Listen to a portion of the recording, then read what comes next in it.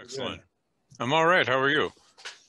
A gorgeous sunny day in Vancouver, but I can't step outside because I'm quarantining. So Oh yeah. What is the policy there? I mean, you just went to you were here, you were in Lima just recently, then you went up to Vancouver. So what do you have to do? You have to quarantine for a couple of weeks or what? for 2 weeks, can't leave your apartment. You check in every day, and they can fine you up to $1 million if you don't. And Wow. now there's a 3-day hotel requirement, but I just missed that by a couple of days. So I'll be doing Yeah. that in the future. Wow. That's amazing. I like the little lights that you have in the back of your Oh, bookshelves. Very nice. My bookshelves, as you can see, are a complete mess compared to yours, but that's just the, that means they are well loved. yeah. So I'm talking with Andrew Crust, who is music director of the Lima Symphony. You're up in Vancouver, but in your role as the associate conductor up there. Um, let's talk about what's been going on as far as Lima Symphony goes. I mean, the last time we spoke, you were about to start the season. You've done a few concerts now. How has that worked out for you? It's worked tremendously well, and the musicians were so thrilled to get back to work. And of course, when you're rehearsing in this socially, physically distanced way, there are all these new challenges, and I'm very proud of the flexibility of that group in doing it. But we've recorded a lot now. We did a couple drive-in theater concerts that were greatly successful. It's getting a little cold and snowy now, so now it's going to be just digital for a while.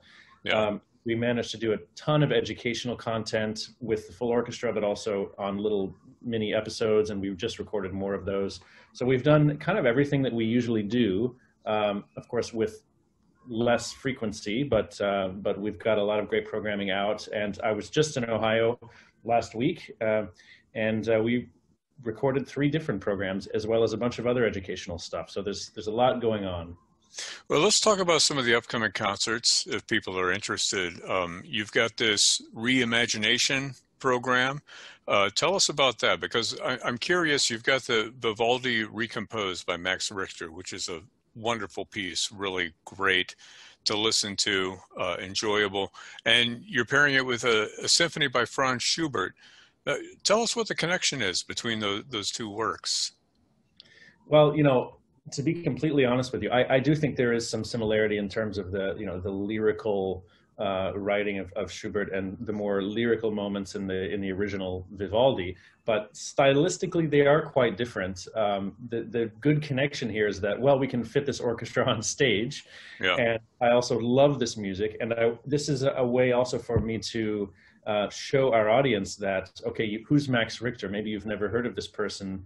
It is contemporary, although at the same time it is drawing on Vivaldi, which is not contemporary. So it's a way to kind of show the Lima audience and outside of Lima that I'm going to be bringing in contemporary music, but it's nothing to fear. It's not Right. always going to be as tonal as this Vivaldi is, but it's always going to be enjoyable and informative.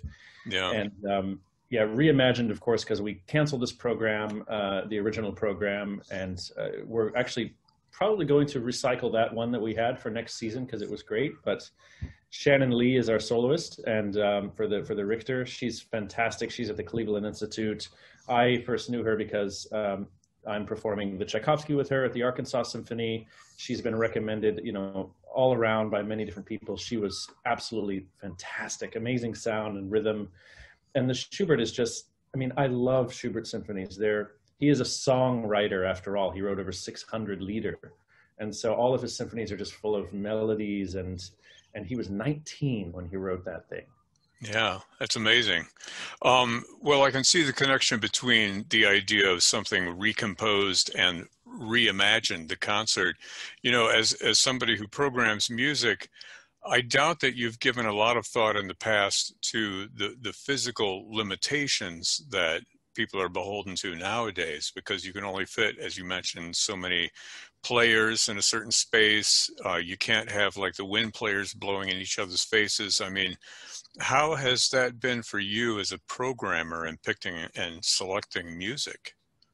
Well, honestly, people always ask me, why did you want to be a conductor? I never know how to answer that because it's complicated. A lot of people, they come up with a story that they heard, Lauren Mazel one day and it'll change their life. I didn't have that moment necessarily, but I think it's because of programming. I always wanted to program, and because I loved all of these different pieces and I wanted to explore them, and to decide what would go in a season and what to share with the community was interesting to me. And so, yeah, this is the most challenging moment in my life that I've ever had for programming. But at the same time, it's forcing you to discover all of these new composers, or new works by composers that we already know for smaller instrumentation.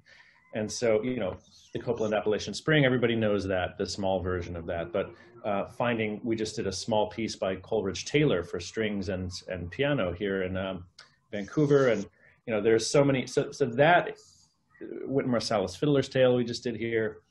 That is, to me, the most interesting part about this. But if you have another restriction, which is now it has to be an orchestra that's much smaller, that is now even harder to find connections between the pieces on the programming. It already was hard, and now it's much harder. So it's a challenge, but it's one that I think a lot of us welcome. And if anything, it's going to make us dust off the old playbook and find a lot of new and interesting repertoire. Yeah. Well, a lot of musicians and orchestras have had to make use of technology to reach their audiences during the pandemic. I'm wondering, you know, a lot of folks say we're looking forward to getting back. I mean, it's obviously had a deleterious effect on a lot of musicians, but is there anything for you that's come out of this that you want to keep around in the future, this idea of online outreach? Yeah, absolutely. I mean, I think we need to use all of these digital skills that we've learned going forward. And I think especially for education, we've created this Mornings with the Maestro program, which used to be for kids in the library, but now we're filming it like these little mini episodes, which are super engaging. We just filmed Who is Beethoven, Instruments of the World, Meet the Harp, and What is Jazz?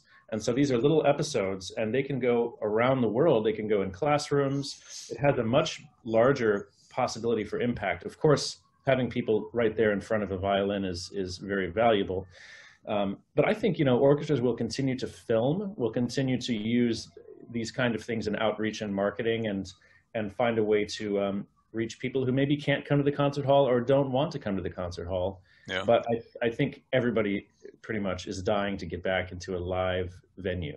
Yeah, absolutely. Well, you mentioned the educational stuff you've been doing. Tell me about this family concert that's coming up, because reading the description of it, it looks very enticing. It looks a little bit fun, and it's a mystery, right? That the story is around this concert. Yes, it's entitled Sherlock Holmes and the Case of the Missing Maestro. And so this is March 20th. And by the way, our grand series that you mentioned with Schubert is March 13. You can find these all on limasymphony.com, and we stream them online. But this one, yeah, it's for kids, for the whole family. I get to do a little bit of acting, although I put that in air quotes because, you know, definitely not trained for it. And my colleague, Enrico Lopez-Yanez, who's created this show, is Sherlock Holmes, aka Krama Shekel. And Maestro, I've come from my dressing room where I've been tied up and I managed to escape. And now we bring in Sherlock to investigate which section of the orchestra kidnapped me, or maybe it was someone else, with a lot of the list of hits from the sort of the light classics of, you know, Rossini overtures and really all of the great tunes that kids should know. And I'm literally running around the concert hall, and you know, it's a whole lot of fun. And now that we've filmed it, I think it's going to look better than any kind of educational show that we've done. We got all the cameras and angles, and it's going to be a really great show on March 20th. Well, it sounds like it's tailor-made for film, for a kind of a movie that folks can watch. Was this your own creation, or did this come from somebody? I mentioned Enrico Lopez-Yanez. He was actually one of the finalists for the position. He's a longtime friend of mine and conductor over in Nashville with the Nashville Symphony. He has a company called Symphonica Productions, and they've created a whole bunch of original programming. So I took the weight off of myself for this one and let somebody else do it. Yeah. Yeah. Let's look ahead to April. I know April 10th, you have this concert, Toward the Unknown Region, again, a title that kind of speaks to what's going on with the pandemic. But you have the cellist, right? Amit Peled, is he going to come play with you? Yes, and somebody might be watching and listening to this, and they're going to cut me off, but I can give you the update right now that this program has changed. Okay.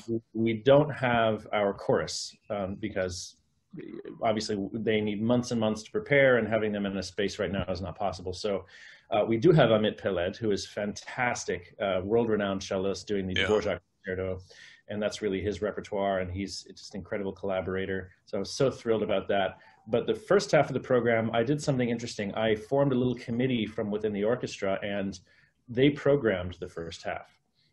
Because if we were talking about programming, well, the music director is the only one who gets to do that, or maybe a small committee can offer their suggestions, but I don't necessarily think that's right, especially in orchestras that have many, many programs. It's a good opportunity to offer the musicians a chance. Also, I learned a lot. So they gave me a list of interesting pieces, and I chose the Samuel Coleridge Taylor Ballade in A minor, which is just a gorgeous Opus 11, gorgeous and really powerful, dramatic, romantic. He was around in the late 19th century in England.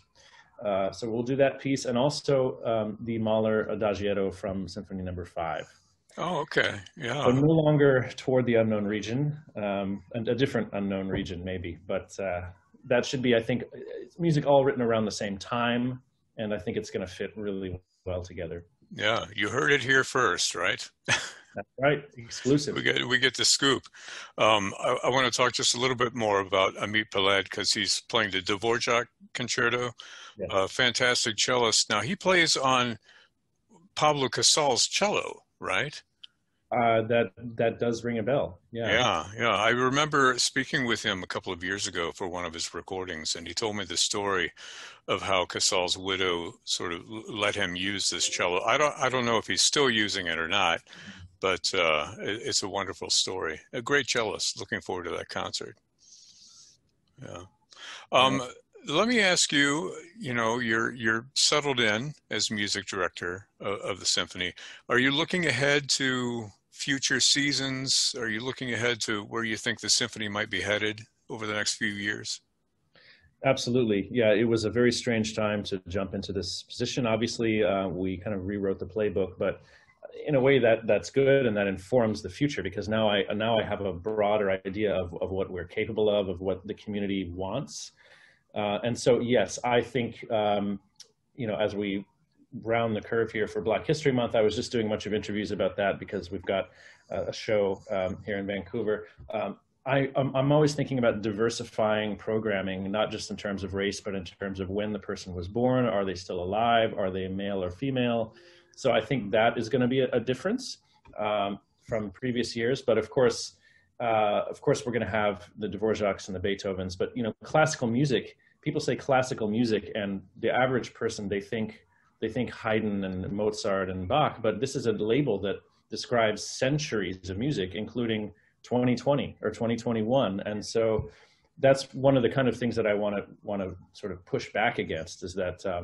My least favorite thing is when people say, "Oh, I love classical music for studying. It's so relaxing." And I just want to blast some Leningrad Symphony by Shostakovich and ask them if that's relaxing. So to sort of broaden the scope while at the same time really giving people music that they know and that they like. Yeah. And just is always finding ways to be more meaningful to the community and to bring in a larger swath of the community and really all the different demographics. That's great. Well, again, the concerts are March 13th, right? And then the family concert is March 20th. And then April 10th is the final concert we talked about. Now, are these going to be available for streaming online? I know the family concert that we talked about is going to be streaming, right? And that's free for folks who want to watch it. That I don't quite recall if it's free or not, but it should be dirt cheap if it's not free. Okay.